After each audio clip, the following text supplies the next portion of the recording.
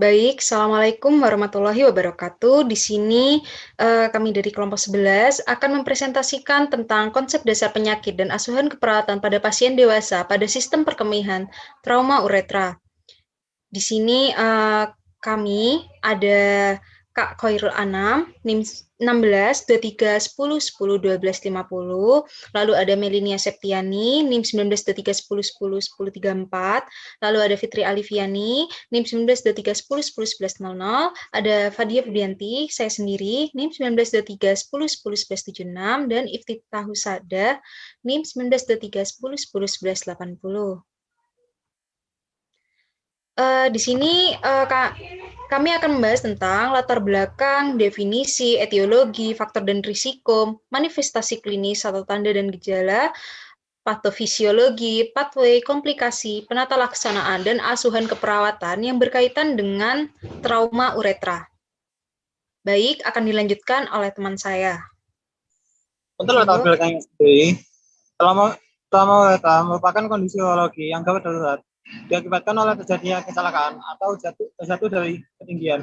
Trauma uretra menyebabkan terjadinya kerusakan pada integritas struktur normal pada uretra. Trauma uretra merupakan struktur komplikasi umum yang sering terjadi akibat adanya trauma panggul. Next.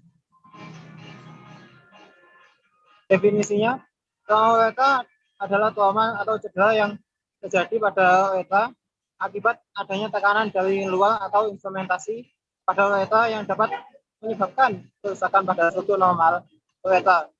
Trauma uretra jarang menyebabkan angka kematian, namun akan berpengaruh pada morbiditas jangka panjang jika tidak dilakukan penanganan secara cepat. Etiologinya yang pertama, trauma tumpul yang dapat menimbulkan faktor tulang pelvis. Yang kedua, trauma tajam paling sering disebabkan oleh luka tusuk dan luka tembak. Yang ketiga, trauma iatrogenik sering terjadi akibat tindakan instrumentasi, endoskopi, dan pemasangan kateter yang tidak dilakukan dengan hati-hati, sehingga dapat menyebabkan robekan uretra karena salah jalan. Yang keempat, faktor penis. Yang kelima, perilaku seksual yang tidak aman. Yang keenam, adanya stimulasi pada intralumen uretra. Faktor risiko yang pertama dapat mengakibatkan komplikasi di mana yang umum terjadi adalah terjadinya struktur uretra sehingga pada laki-laki dapat menyebabkan disfungsi ereksi. Yang kedua, terjadinya infeksi, sepsi, uremia, hingga yang terparah dapat menyebabkan kematian. Untuk tanda gejalanya sendiri, yang pertama, munculnya keluhan ketika berkemih. Yang kedua, timbul darah saat berkemih. Yang ketiga, kemampuan berkemih yang menurun bahkan hilang. Keempat, perhatikan apabila ditemukan darah pada area meatus. Yang kelima, munculnya hematom atau ekimosis pada penis atau perineal. Yang keenam, terjadinya retensi urin dan atau distensi kandung kemih. Yang ketujuh, severe injury, rawat trauma yang dialami klien.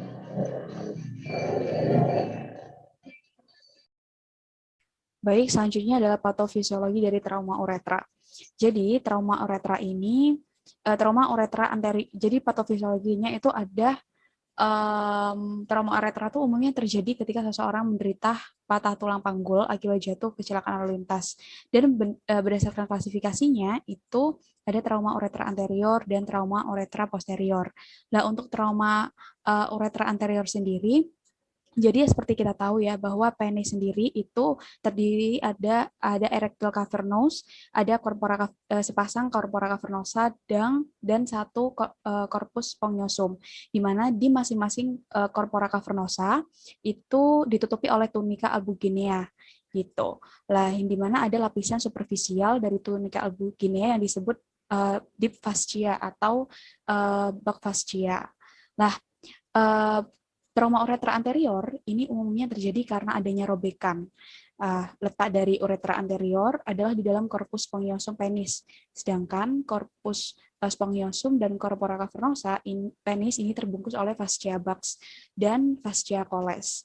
Lah, ketika terjadi trauma uretra anterior atau cedera uretra bulbosa yang diakibatkan oleh penderita jatuh terduduk atau terkangkang sehingga menyebabkan uretra terjepit antara benda keras seperti misalkan terjepit batu, kayu, atau besi sepeda dengan tulang simfisis. Lah, maka akan terjadi ruptur atau robekan uretra beserta korpus spongiosumnya, sehingga darah dan urin yang keluar tuh akan tertahan di fascia buccal. Kayak gitu. Nah, kemudian hal ini akan menyebabkan terjadinya hematoma atau kumpulan darah yang akan tertahan di dalam penis. Namun, kalau misalkan fascia buccal-nya juga mengalami ruptur atau robekan, itu maka akan terjadi ekstravasasi atau rembesan, yang dimana biasanya itu terjadi pada peradangan gitu, dimana terjadi migrasi sel dari sirkulasi darah ke jaringan, seperti itu. Jadi terjadi ekstravasasi urin dan darah akan tertahan di dalam fascia coles. Lah, sehingga darah ini dia dapat menjalar ke skrotum, sepanjang penis, atau bahkan bisa ke dinding abdomen kalau misalkan tidak lekas ditangani. Dan kalau misalkan tidak lekas ditangani, ini akan menyebabkan sepsis atau infeksi. Lah, robekannya ini membentuk robekannya ini terbentuk seperti gambaran kupu-kupu. Makanya disebut dengan butterfly hematoma. Nah, sedangkan kalau misalkan tadi uretra anterior itu karena duduk ya, rata-rata itu penyebab karena jatuh terduduk. Kalau misalkan trauma uretra posterior itu umumnya terjadi karena trauma tumpul dan fraktur pada pelvis. Nah, jadi ketika terjadi fraktur pelvis, itu pars membranaceae itu akan menjadi robek atau ruptur karena adanya prostat dan uretra prostatika yang tertarik ke kranial bersamaan dengan fragmen fraktur. Lah umumnya uretra pada bagian proksimal dari diafragma urogenital serta akan terjadi perubahan posisi prostat ke arah superior sehingga prostat itu akan terapung dan diikuti dengan terjadinya hematoma periprostat dan perivesikal. Seperti itu. Kemudian selanjutnya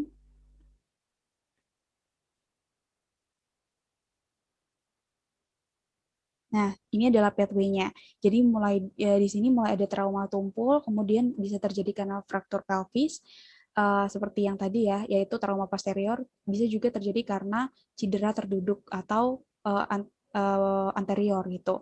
Lah mulai dari cedera terduduk bisa menyebabkan ruptur uretra anterior, kemudian terjadi kerusakan uretra sehingga darah dan urin yang harusnya keluar dari uretra maka akan tertahan di fascia buccal. Kemudian akan terjadi ruptur atau robekan ya pada fascia buccal juga gitu kalau misalkan robek. Kemudian akan terjadi ekstravasasi atau rembesan di fascia coles. Lah kemudian akan terjadi hematoma yang dimana hematomanya ini berbentuk seperti pola kupu-kupu, makanya disebut dengan butterfly hematoma. Kemudian akan terjadi retensi urin sehingga akan terjadi gangguan eliminasi urin. Sedangkan untuk fraktur pelvis akan terjadi ruptur uretra posterior yang dimana akan terjadi kerusakan cincin pada pelvis dan akan terjadi robekan atau ruptur pada uretra sehingga bisa menimbulkan risiko infeksi, nyeri akut, dan pendarahan uretra. Nah, untuk nyeri akutnya sendiri ini sehingga bisa terjadi gangguan mobilitas fisik dan untuk pendarahan uretra bisa terjadi shock hipovolemik sehingga dan juga terjadi risiko ketidakseimbangan cairan. Ya, selanjutnya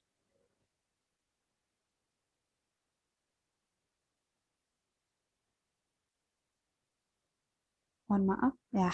Nah, untuk komplikasinya sendiri itu bisa terjadi komplikasi dini yang dapat terjadi pada trauma uretra khususnya pada trauma uretra anterior seperti terjadinya hematoma atau pendarahan, infeksi, infiltrate urin, epididymitis, abses periuretral serta fistel uretrokutan.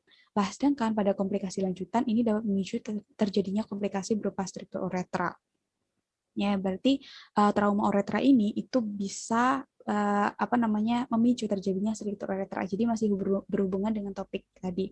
Nah, sementara itu, jika trauma uretra terjadi pada area posterior, ini dapat memicu komplikasi striktur uretra, impotensi, dan inkontinensia urin. Nah, hal ini dibuktikan dengan adanya penelitian yang menyebutkan bahwa sekitar 50% kasus trauma uretra posterior ini akan mengalami komplikasi berupa striktur uretra. Oke, selanjutnya akan dilanjutkan oleh rekan saya.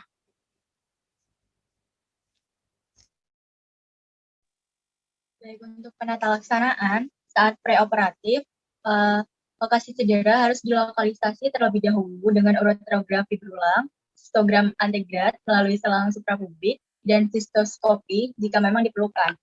Jika perbaikan perineum terbuka dilakukan, pasien harus diposisikan litotomi dengan kaki diberikan bantalan yang empuk. Profilaksis trombosis vena dalam lebih baik menggunakan stocking kompresi. Akses ke kandung kemih melalui kateter suprapubik yang menetap juga berguna. Eksplorasi untuk cedera uretra penis dapat dilakukan dalam posisi terlentang, meskipun litotomi juga dapat membantu jika diseksi harus dilakukan ke dalam skrotum. Sistoskopi fleksibel juga dapat membantu selama prosedur. Pada intraoperatif, dalam rekonstruksi uretra terbuka, diseksi perlu ketelitian. Anastomosis harus dilakukan dengan cara mukosa ke mukosa untuk memastikan penyembuhan yang tepat tanpa jaringan parut. Semua anastomosis harus dilakukan di atas kateter untuk tujuan pemasangan stent. Mobilisasi uretra yang berlebihan harus dihindari untuk mencegah penambatan pada penis. Jika celah lebih dari 2 cm harus dijembatani. Lebih baik dilakukan prosedur flap, yaitu pencangkokan dari jaringan kulit beserta jaringan lunak di bawahnya, daripada harus menambahkan penis yang dapat menyebabkan kelangkungan. Next.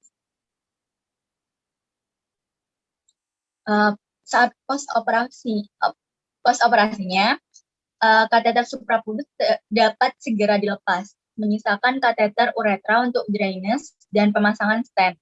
Pasien dapat dimobilisasi pada hari setelah operasi dan dipulangkan saat mentolerir diet. Sedangkan antibiotik dipertahankan selama 2 minggu dan kateter dilepas setelah 4 minggu. Pola yang sama juga terjadi pada prosedur endoskopi, kecuali kateter uretra dibiarkan selama 6 minggu. Uretrografi retrograd dapat diindikasikan untuk memastikan ekstravasasi tidak terjadi sebelum pelepasan kateter. Hal ini terutama berlaku untuk pasien dengan penyembuhan luka yang buruk seperti penderita diabetes.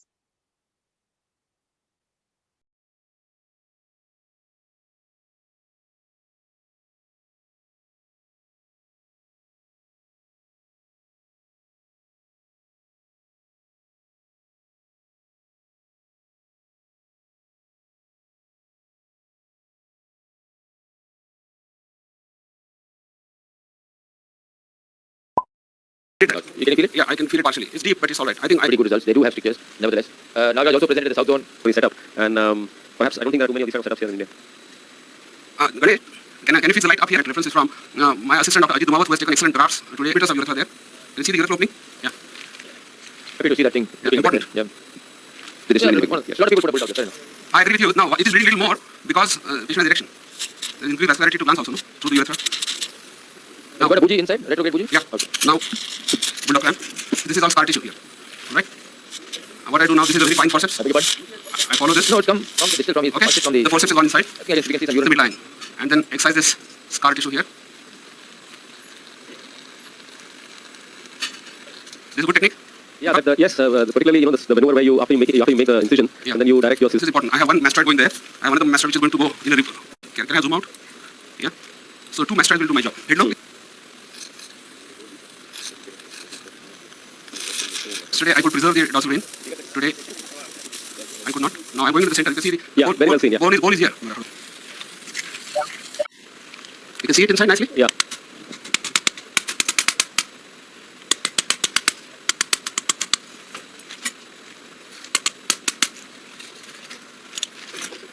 Bone the blood and scissors.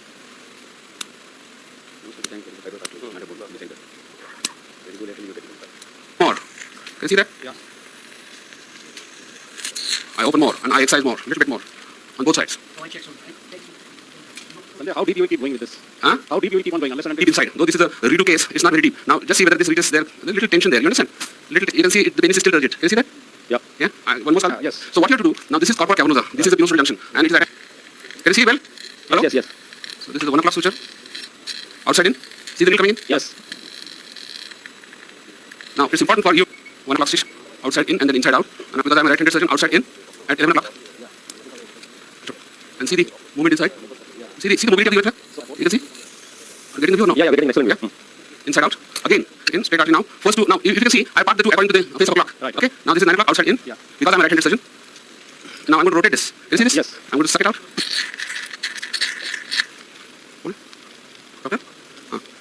I remove the forceps. Mucosal edge. Deep inside. This is the mucosal edge I'm holding. I leave everything. And you know how much I can pull it out? I can actually see the mucosal edge here. Yeah. Okay? So this is outside in. Sanjay, you actuate the distal urethra always in this direction because then No. I should a little louder. Now this is directed posteriorly. Can you see this? Yeah. Okay, I'm just going to rotate the needle. And can you see where it is coming inside? Yeah, we can see that. Huh? Yeah, we can see that. Here. Yeah, we can see that. Needle holder. So it is perfectly inside here. I told you 4 different techniques about prostate osmosis. And, okay, naturally because the urethra lies dorsally. In transept, the urethra goes dorsally. Now if you see how far deep inside it goes? It's going inside. So we have a very nice thick. Now if you see Webster's description, can you see it? Isn't it? Now what happens? If you push the needle to bladder neck, you have to release it to recatch it. Now it's important for me to check that the catheter is coming exactly in the center. Like here. It goes 3 sutures on one side, 3 on the opposite side. And this is simple. And my sister is going to push it up. Yeah, sorry. Now if required, Baik, another important mungkin one. kurang lebih seperti itu untuk uretroplastinya. Mungkin For a bisa genuinely poor patient, it's dilanjutkan. I don't have to blindside. Untuk kasus, kami ngambil dari salah satu jurnal, yaitu seorang pria berusia 68 tahun datang ke unit gawat darurat dengan retensi urin akut yang merupakan riwayat gejala panjang saluran kemih bawah termasuk aliran buruk, dribbling, dan frekuensi. Pada pemeriksaan awal, tanda-tanda vital klien berada di kisaran normal dan pemeriksaan perut menunjukkan adanya kandung kemih yang terdapat di perut bagian bawah. Pemeriksaan rektal menunjukkan prostat membesar tapi halus. Scan kandung kemih menunjukkan 600 ml urin di dalam kandung kemih. Kemudian seorang dokter junior yang bekerja sebagai dokter magang beberapa minggu sebelumnya memasang kateter urin pada klien tersebut. Setelah inflasi balon kateter, klien mengeluh nyeri perineum dan kateter perlahan-lahan mengeluarkan 100 ml urin disertai dengan darah. Ketika ditanya mengenai teknik kateterisasi, dokter junior tersebut mengaku tidak memasukkan kateter ke pangkal sebelum mengembangkan balon. Dari pemeriksaan dan anamnesa diketahui bahwa kateter salah tempat dan berpotensi menyebabkan trauma. Next. Untuk pengkajiannya, identitas klien, nama Tuan Y, umur 68 tahun, jenis kelamin laki-laki, agama Islam, status perkawinan nikah. Riwayat kesehatannya dengan keluhan utama kesulitan berkemih, urin menetes, dan merasakan nyeri perineum setelah dipasangi kateter. Riwayat penyakit sekarang, klien datang ke unit gawat darurat dengan retensi urin akut, kemudian setelah dipasang kateter, klien mengeluh nyeri perineum dengan kateter perlahan-lahan mengeluarkan 100 ml urin dengan darah dicurigai pemasangan kateter salah tempat. Kemudian pasien dipasangi kateter kembali di tempat yang tepat sehingga mampu mendekompresi kandung kemih. Riwayat penyakit terdahulu, klien memiliki riwayat retensi urin akut. Riwayat penyakit keluarga, klien keluarganya tidak memiliki riwayat penyakit yang sama.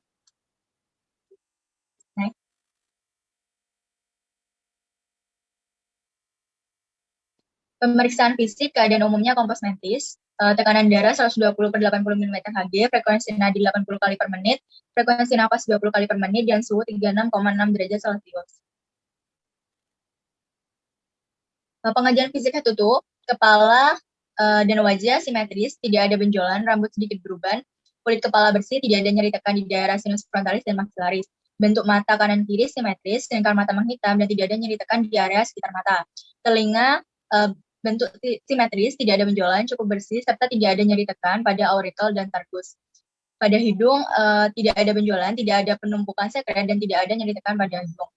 Kemudian mulut, tidak ada sianosis, gigi berwarna putih, dan tidak berlubang, lidah tidak kotor, serta tidak ada peradangan pada tonsil. Pada leher tidak ada jejas, tidak ada nyeri tekan, dan distensi vena jugularis, serta tidak ditemukan pembesaran kelenjar tiroid. Pada dada tidak ada lesi, dan perkembangan dada kanan kiri simetris. Kemudian pada abdomen, tidak ada jejas, tidak ada gerakan air, terdapat bunyi dullness setiap region abdomen, menunjukkan adanya kandung kemih yang teraba di perut bagian bawah. Pada genital, klien terpasang kateter dan terdapat luka pasca operasi di sekitar genitalia. Pemeriksaan rektal menunjukkan prostat membesar tapi halus. Ekstremitas, baik ekstremitas atas dan bawah, tidak ada benjolan. Pergerakan tidak terbatas, tidak ada kelainan bentuk jari, kemudian simetris, dan tidak ada nyeri tekan. Kulit dan kuku, kulit lembab, terdapat luka pasca bedah di sekitar genitalia, tidak ada benjolan, kuku bersih, dan tidak ada clubbing finger. Dan sedangkan keadaan lokal, klien terpasang kateter. Pengajian pola Gordonnya, persepsi kesehatan dan pemeliharaan kesehatan klien. Klien merupakan seorang yang rajin menjaga kesehatannya dengan berolahraga dan menjaga konsumsi makanannya. Klien dan keluarga mengatakan mengenai penyakit yang dialami. Mereka menyetujui setiap tindakan yang berhubungan dengan perawatan dan penanganan yang berkaitan dengan proses kesembuhan klien. Untuk pola nutrisi dan metabolik tidak ada gangguan. Pola eliminasi saat ini klien menggunakan alat bantu kateter ketika BAK karena pengeluaran urinnya yang terganggu. Urin yang keluar dari kateter disertai dengan darah, sedangkan frekuensi BAB klien saat ini 1 kali setiap hari, konsistensi lunak dan berwarna kuning kecoklatan. serta tidak disertai dengan darah atau lendir. Pada pola latihan dan aktivitas, kalian dapat secara mandiri melakukan perawatan diri, makan dan minum, berpakaian, mobilisasi di tempat tidur, sedangkan untuk toileting harus dibantu alat dan berpindah serta melakukan rom harus dibantu petugas. Pola tidur dan istirahat, jam tidur kalian berkurang karena sering terbangun saat merasa tidak nyaman dan nyeri yang dialaminya. Untuk pola kognitif dan perseptual, kalian mampu menjawab dan berorientasi dengan baik, indera penglihatan, penciuman, pendengaran, peraba, dan perasa berfungsi dengan baik. Pola persepsi diri, kalian merasa harus segera sembuh dari penyakitnya agar dapat beraktivitas dengan normal dan dapat berkumpul lagi dengan keluarganya. Pola seksualitas dan reproduksi, kalian memiliki 4 orang anak yang telah berkeluarga. Pola peran dan hubungan kalian dengan keluarganya cukup baik selama ini kalian tinggal bersama istri dan anak terakhirnya. Ketiga anak kalian sudah berkeluarga, namun sekali mengunjungi kedua orang tuanya. Pola manajemen coping stress, kalian mengatakan bersemangat untuk segera sembuh dari penyakitnya. Kalian tetap tegar meski terkadang merasa sedih melihat kesehatannya menurun.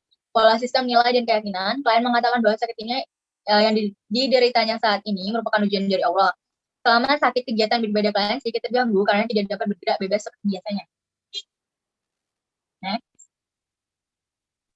Untuk analisa data dan masalah yang kami ambil, yang pertama dengan etiologi adanya pembesaran prostat sehingga menimbulkan sel buang air kecil menyebabkan retensi urin. Yang kedua, adanya pemasangan kateter sehingga klien merasa nyeri dan menimbulkan klien sulit tidur karena nyeri akut. Next. Yang ketiga, etiologinya adanya tindakan invasif kateterisasi yang salah tempat, kemudian sehingga menyebabkan rentan terhadap pajanan patogen sehingga berisiko infeksi. Yang keempat, timbul gejala penyakit, adanya perdarahan setelah pemasangan kateter sehingga dapat berisiko ketidakseimbangan cairan. Yang kelima, adanya pemasangan kateter menyebabkan nyeri perineum, kemudian klien meminimalisir pergerakan sehingga timbul gangguan mobilisasi fisik. Next. Diagnosis keperawatan yang kami ambil yaitu yang pertama, retensi urin berhubungan dengan disfungsi neurologis ditandai dengan kesulitan berkemih, nyeri akut berhubungan dengan agen pencedera fisiologis yaitu berupa trauma ditandai dengan pasien mengeluh nyeri. Yang ketiga, resiko infeksi berhubungan dengan pemasangan kateter yang salah sehingga terjadi robekan uretra. Yang keempat, resiko ketidakseimbangan cairan ditandai dengan trauma atau pendarahan. Yang kelima, gangguan mobilisasi fisik berhubungan dengan nyeri, ditandai dengan nyeri saat bergerak, dan ruang gerak menurun.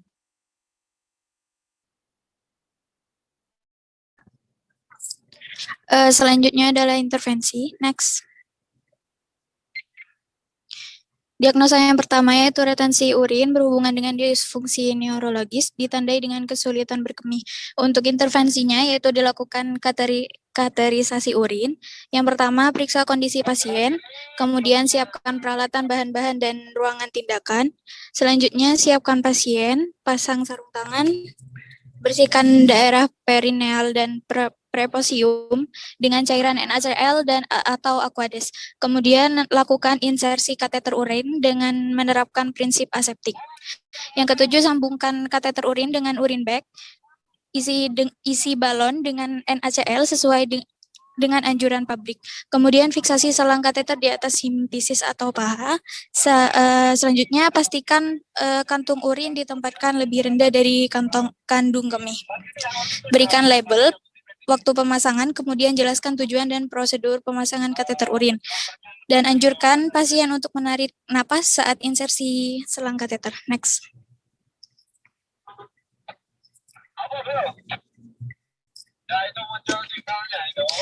Untuk diagnosa yang kedua yaitu nyeri akut berhubungan dengan agen pencedera fisiologis atau trauma ditandai dengan pasien mengeluh nyeri. Untuk intervensinya seperti yang sudah tercantum bisa dibaca sendiri. Next. Ya, untuk diagnosa yang ketiga, resiko infeksi berhubungan dengan pemasangan kateter yang salah sehingga terjadi robekan uretra. Untuk intervensinya yaitu dilakukan pencegahan sendiri. Bisa dibaca sendiri. Next. Diagnosa yang keempat, yaitu resiko ketidakseimbangan cairan ditandai dengan trauma atau pendarahan. Ya, untuk intervensinya seperti yang sudah tercantum. Next. Untuk diagnosa selanjutnya yaitu gangguan mobilitas fisik berhubungan dengan nyeri, ditandai dengan nyeri saat bergerak, ruang gerak atau ROM menurun. Ya, untuk intervensinya seperti yang sudah tercantum. Next.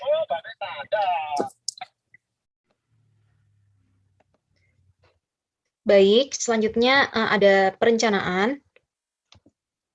Yang pertama, diagnosisnya itu ada retensi urin berhubungan dengan disfungsi neurologis dan dengan kesulitan berkemih dengan label eliminasi urin. Jadi setelah dilakukan intervensi keperawatan selama 3 kali 24 jam itu, kriteria hasil yang diharapkan adalah yang pertama, berkemih tidak tuntas itu meningkat, yang awalnya nilai skornya 3 itu ditingkatkan ke nilai skornya 5, lalu yang selanjutnya itu urin menetes atau dripping itu menurun, jadi dari nilai skornya 3 itu, yang awalnya 3 itu ditargetkan nilai skor 5. Lalu yang selanjutnya itu ada nyeri akut berhubungan dengan agen penyedera fisiologis atau trauma, ditandai dengan pasien mengeluh nyeri dengan label tingkat nyeri. Jadi setelah dilakukan intervensi perawatan selama 3 kali 24 jam, itu kriteria hasil yang diharapkan adalah yang pertama, perineum terasa tertekan dan fungsi berkemih. Yang perineum terasa tertekan itu diharapkan menurun, jadi yang awalnya skornya 3 itu ditingkatkan ke nilai skor 5. Lalu yang selanjutnya itu fungsi berkemih itu diharapkan membaik, jadi yang awalnya nilai skornya itu 3 itu ditingkatkan ke nilai skor 5. Lalu selanjutnya ada resiko infeksi berhubungan dengan pemasangan kateter yang salah sehingga terjadi robekan uretra dengan label tingkat infeksi. Jadi setelah dilakukan intervensi keperawatan selama 3 kali 24 jam, kriteria hasil yang diharapkan yang pertama, kemerahan menurun dari nilai skor 3 ke nilai skor 5, nyeri itu juga menurun dari skor 2 ke nilai skor 5, drainase purulen itu menurun dari nilai skor 3 ke nilai skor 5, kadar sel darah putih membaik dari nilai skor 4 ke nilai skor 5. Lalu selanjutnya itu ada integritas kulit dan jaringan. Jadi setelah dilakukan intervensi keperawatan selama 3 kali 24 jam, kriteria hasil yang diharapkan yang pertama, hematoma menurun dari nilai skor 4 ke nilai skor 5, kerusakan lapisan kulit itu menurun dari nilai skor 3 ke nilai skor 5, lalu selanjutnya ada resiko ketidakseimbangan cairan ditandai dengan trauma atau pendarahan dengan label keseimbangan cairan. Jadi setelah dilakukan intervensi selama 3 kali 24 jam, itu kriteria hasil yang diharapkan yang pertama ada asupan cairan yang meningkat dari awalnya nilai skor 1 ke nilai skor 5, dehidrasi itu menurun dari nilai skor 2 ke nilai skor 5, tekanan darah membaik dari nilai skor 1 ke nilai skor 5.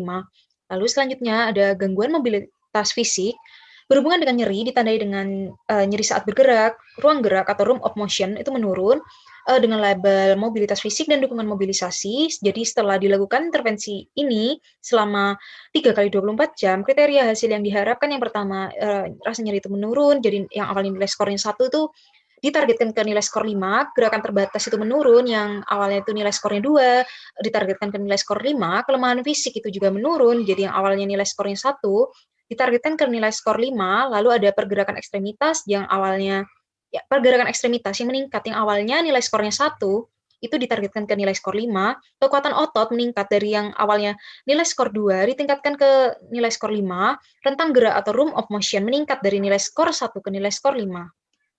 Yang selanjutnya ada implementasi. Yang implementasi tindakan keperawatan yang pertama itu ada kateterisasi urin. Yang pertama itu ada memeriksa kondisi pasien, lalu menyiapkan peralatan, menyiapkan pasien, memasang sarung tangan, membersihkan daerah perineal atau prepusium dengan cairan HCl atau Aquades, melakukan insersi kateter urin dengan menerapkan prinsip aseptik, lalu menyambungkan kateter urin dengan urin bag, mengisi balon dengan NaCl sesuai anjuran pabrik, lalu memfiksasi selang kateter di atas simfisis atau paha, memastikan kantung urin di tempat yang lebih rendah dari kantung kemih, memberikan label waktu pemasangan, lalu ada menjelaskan tujuan dan prosedur pemasangan kateter urin, dan menganjurkan menarik nafas saat insersi selang kateter. Lalu selanjutnya ada manajemen nyeri, yang pertama itu mengidentifikasi lokasi, karakteristik, durasi, frekuensi, kualitas, dan intensitas nyeri. lalu identifikasi skala nyeri, identifikasi faktor yang memperberat dan memperingan nyeri, monitor keberhasilan terapi komplementer yang sudah diberikan, memonitor efek samping penggunaan analgesik, memberikan teknik non-farmakologi untuk mengurangi rasa nyeri, mempertimbangkan jenis dan sumber nyeri dalam pemilihan strategi dalam meredakan nyeri yang dialami klien, lalu menjelaskan penyebab, periode, dan pemicu dari munculnya nyeri, menjelaskan strategi peredakan nyeri, mengajarkan teknik farmakologis untuk mengurangi nyeri, dan mengkolaborasikan pemberian analgesik. Lalu untuk yang pengaturan posisi itu ada memonitor status oksigenasi sebelum dan sesudah mengubah posisi, menempatkan objek yang sering digunakan dalam jangkauan, lalu menghindari menempatkan pada posisi yang dapat meningkatkan rasa nyeri, dan yang terakhir mengajarkan cara menggunakan postur dan mekanika tubuh yang baik. Lalu ada pencegahan infeksi, yang pertama itu ada memonitor tanda dan gejala infeksi lokal dan sistemik, yang kedua memberikan perawatan kulit pada area edema, mencuci tangan sebelum kontak dengan pasien dan lingkungannya, mempertahankan teknik aseptik, menjelaskan tanda dan gejala infeksi, mengajarkan cara mencuci tangan yang benar, dan mengajarkan cara memeriksa luka atau luka operasi, serta mengajarkan cara meningkatkan asupan cairan. Lalu untuk mobilisasi fisik, yang pertama itu bisa identifikasi adanya nyeri atau keluhan fisik lainnya, identifikasi toleransi fisik terhadap pergerakan, monitor frekuensi jantung dan tekanan darah sebelum mulai mobilisasi, lalu monitor kondisi umum selama melakukan mobilisasi, fasilitasi aktivitas mobilisasi dengan alat bantu, misalnya dengan pagar yang ada di tempat tidur, lalu ada fasilitasi melakukan pergerakan jika diperlukan, anjurkan melakukan mobilisasi dini, ajarkan mobilisasi sederhana yang harus dilakukan. Contohnya kayak duduk di tempat tidur, duduk di samping tempat tidur, atau berpindah dari tempat tidur ke kursi. Jadi respon yang diharapkan dari semua tindakan ini adalah diharapkan itu pasien itu lebih kooperatif dan dapat melakukan dan memahami apa yang dianjurkan dari perawat secara mandiri. Lalu yang selanjutnya ada evaluasi. Yang pertama itu ada retensi urin berhubungan dengan disfungsi neurologis dan ditandai dengan kesulitan berkemih. Jadi pasien itu mengatakan keadaannya itu mulai membaik, aktivitas berkemihnya sudah mulai membaik, terus tidak terjadi inkontinensia, TTV normal, berkemih tidak tuntasnya itu yang awalnya skornya 4 itu nanti ditargetkan ke 5, urin menetes dripping yang skornya pada saat itu 4 ditargetkan ke 5. Jadi dengan melanjutkan intervensi. Lalu yang kedua ada nyeri akut berhubungan dengan agen pencedera fisiologis atau trauma, ditandai dengan pasien mengeluh nyeri. Jadi pasien itu mengatakan nyeri yang dirasa di daerah perineal itu sudah mulai menurun dan jarang timbul serta merasa lebih nyaman lagi. Skala nyerinya itu menurun, pasien tidak terlihat menyeringai lagi. Terus perineum yang terasa tertekan itu yang awalnya skornya 4 itu ditargetkan ke 5, keluhan nyeri yang awalnya skornya 4 ditargetkan ke skor 5. Lalu dengan melanjutkan intervensinya.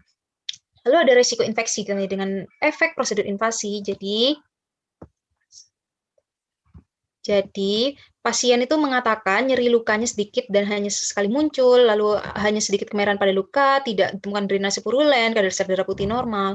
Lalu itu kemerahan yang awalnya skornya itu 4 ditargetkan ke skor 5, nyeri yang skornya pada awalnya 4 itu ditargetkan ke 5, drainase purulen yang awalnya 5 ya dipertahankan, kadar sel darah putih yang awalnya 5 juga dipertahankan, hematoma yang awalnya 5 itu dipertahankan, lalu kerusakan lapisan kulit itu dipertahankan juga skornya di 5 dengan melanjutkan intervensi berikutnya.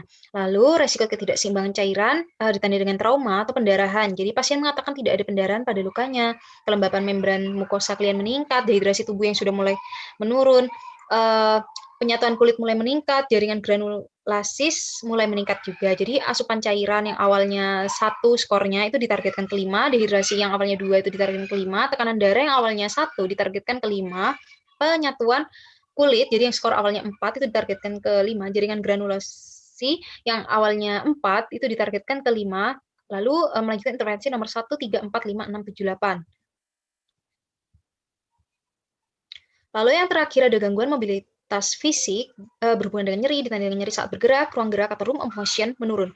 Jadi klien itu mengatakan bahwa sudah dapat melakukan mobilitas fisik meskipun ada di tempat tidur, lalu mobilitas fisiknya itu sudah mulai kelihatan ada kemajuan, rasa nyerinya saat bergerak itu sudah mulai menurun, ruang gerak atau room of motion-nya sudah mulai kelihatan ada gerakan meskipun sedikit. Jadi seperti nyeri, skor nyeri yang awalnya itu 3 itu nanti ditargetkan ke 5, gerakan terbatas yang skor awalnya itu 3 ditargetkan ke 5, kelemahan fisik itu dipertahankan, pergerakan ekstremitas itu yang awalnya 3 skornya, lalu ditargetkan ke 5, kelanjutan kekuatan otot, lalu itu skor awalnya 3 itu ditargetkan ke 5. Jadi dengan melanjutkan intervensinya. kesimpulan dari materi ini adalah trauma uretra adalah trauma atau cedera yang terjadi pada uretra akibat adanya tekanan dari luar atau instrumentasi pada uretra yang dapat menyebabkan kerusakan pada struktur normal uretra. Terjadinya trauma uretra biasanya ditandai dengan keluhan ketika berkemih, seperti timbul rasa sakit, ada darah, bahkan mengalami penurunan, bahkan kehilangan kemampuan untuk berkemih. Lalu kasus ini tuh sebenarnya jarang menyebabkan kematian, namun apabila tidak ditangani dengan baik dan benar, maka akan berpengaruh pada morbiditas jangka panjang. Ini referensi yang kelompok kami gunakan. Sekian dan terima kasih.